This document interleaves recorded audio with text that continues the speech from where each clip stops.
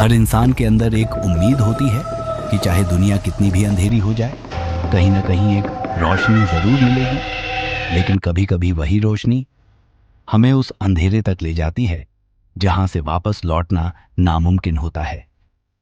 रात का वक्त था। मुंबई से लगभग 80 किलोमीटर दूर एक सुनसान पहाड़ी इलाका, कसारा घाट। बरसात का मौसम था, सड़कें गीली और फिसलन भरी। घड़ी में 11:45 बज रहे थे। लोगों ने दिन की आखिरी बस पकड़ ली थी, सिटी बस नंबर 302। गंतव्य था नासिक रोड। बस में सिर्फ 7 लोग थे, ड्राइवर, कंडक्टर और 5 यात्री। सब थके हुए, नींद में झूलते हुए। लेकिन उस रात वो बस अपने रास्ते से कभी वापस नहीं लौटी। और अगले दिन सुबह पुलिस को वो बस घाट के नीचे मिली, पूरी तरह टूटी हुई। लेकिन अजीब बात यह थी, किसी भी यात्री की लाश नहीं मिली। बस धीरे धीरे पहाड़ी रास्ते पर चढ़ रही थी। बारिश की बूंदें शीशे पर नाच रही थीं और बीच बीच में बिजली चमक रही थी। एक बुजुर्ग आदमी खिड़की के पास बैठा था, बार बार बाहर झांकता, फिर जेब से अपनी बीवी की पुरानी फोटो निकालता। सामने की सीट पर एक औरत अपने छोटे बेटे को सीने से लगाई थी। उस बच्चे की आंखों में नींद नहीं, बल्कि डर था। कंडक्टर धीरे धीरे टिकट काट रहा था। कहाँ जाना है भाई? नासिक रोड। कितने? 2। वो सिर हिलाकर आगे बढ़ गया। पीछे की सीट पर 2 कॉलेज के लड़के बैठे थे, मस्ती में मोबाइल चला रहे थे। उनमें से एक बोला, भाई इस रास्ते पर एक हॉरर वीडियो बना सकते हैं, सुना है यहाँ भूत दिखते हैं। दूसरा हंसकर बोला, अगर दिख गया तो व्यूज मिल जाएंगे। ड्राइवर पीछे मुड़ा और बोला, मजाक मत करो, इस घाट का नाम यूं ही बदनाम नहीं है।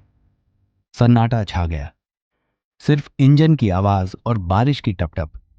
जैसे ही बस घाट के बीच वाले मोड़ पर पहुंची, सामने धुंध छा गई, इतनी घनी कि रास्ता दिखना बंद। ड्राइवर ने स्पीड कम की। कुछ नहीं दिख रहा भाई, उसने कहा। अचानक एक सफेद कपड़ों में औरत बीच सड़क पर दिखाई दी। ड्राइवर ने झट से ब्रेक मारा। बस जोर से हिली, सब यात्री चीख उठे। औरत वहीं खड़ी थी, धुंध के बीच उसकी आंखें चमक रही थी। कंडक्टर बोला, अरे ये कौन है इतनी रात में? लेकिन कोई हिम्मत नहीं कर रहा था उतरने की। ड्राइवर ने हेडलाइट को फुल बीम किया। औरत धीरे धीरे चलने लगी, सीधे बस की तरफ। उसका चेहरा अब साफ दिख रहा था। वो गीली थी, बाल चेहरे से चिपके हुए, होंठ नीले, आंखें बिल्कुल सफेद। बच्चा अपनी मां की गोद में चिल्ला उठा, मां, ये वही औरत है जो पहाड़ी पर थी। कौन सी? मां ने कांपते हुए पूछा। वही जो नीचे देख रही थी जब बस रुकी थी। ड्राइवर ने झट से बस आगे बढ़ा दी। वो औरत पीछे धुंध में गायब हो गई। सब फिर से चुप हो गए। कुछ देर बाद बुजुर्ग आदमी ने धीरे से कहा, मैंने उसे पहले भी देखा है। सब उसकी तरफ देखने लगे। पिछले साल इसी रास्ते पर मेरी पत्नी की मौत हुई थी, वो उसी बस में थी। सबकी सांसें रुक गईं। क्या मतलब? कंडक्टर ने पूछा। बुजुर्ग आदमी बोला, उस बस में भी वही औरत दिखी थी और उस रात भी बस घाट से नीचे गिर गई थी। ड्राइवर डरते हुए बोला, भाई तू पक्का कह रहा है? हाँ बिल्कुल। अचानक पीछे से बच्चे की मां चीखी, मेरा बेटा, मेरा बेटा कहाँ गया? सब पीछे मुड़े। वो बच्चा सीट से गायब था। सब उठकर उसे कंडक्टर टॉर्च लेकर पीछे गया, लेकिन कुछ नहीं दिखा। फिर एक पतली सी हंसी सुनाई दी, मां मैं यहां हूं। सबका खून जम गया। वो आवाज बस के ऊपर से आ रही थी। ड्राइवर ने खिड़की से बाहर देखा। बस की छत पर वो बच्चा खड़ा था और उसके पीछे वो औरत थी, मुस्कुराते हुए। बस का इंजन खुद खुद बंद हो गया। लाइटें टिमटिमाने लगा। अंधेरा छा गया। कंडक्टर ने डरते हुए बाहर जाने की कोशिश की, लेकिन दरवाजा खुला ही नहीं। औरत अब शीशे के पार दिख रही थी, हर खिड़की में, हर कोने में। लोग चीखने लगे। बुजुर्ग आदमी ने फोटो को सीने से लगाया और मंत्र पढ़ने लगा। वो बोला, ये वही है मेरी पत्नी, वो कभी घर नहीं पहुंची।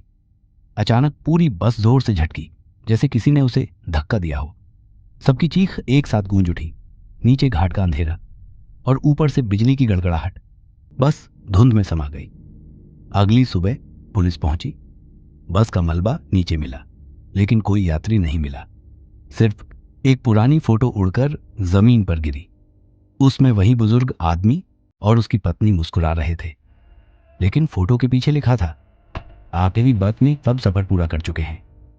कहते हैं आज भी अगर कोई उस घाट पर देर रात सफर करे तो एक पुरानी बस धुंध के बीच दिखती है, पीली लाइटें, अंदर बैठे साए और ड्राइवर जो पीछे मुड़कर कहता है, कहाँ जाना है भाई।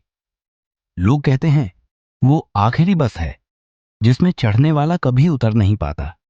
कभी अगर रात में कोई बस तुम्हें हाथ देकर रुकने को कहे तो रुकना मत, क्योंकि शायद वो बस तुम्हें नहीं, तुम्हारी आखिरी मंजिल तक ले जाने आई हो।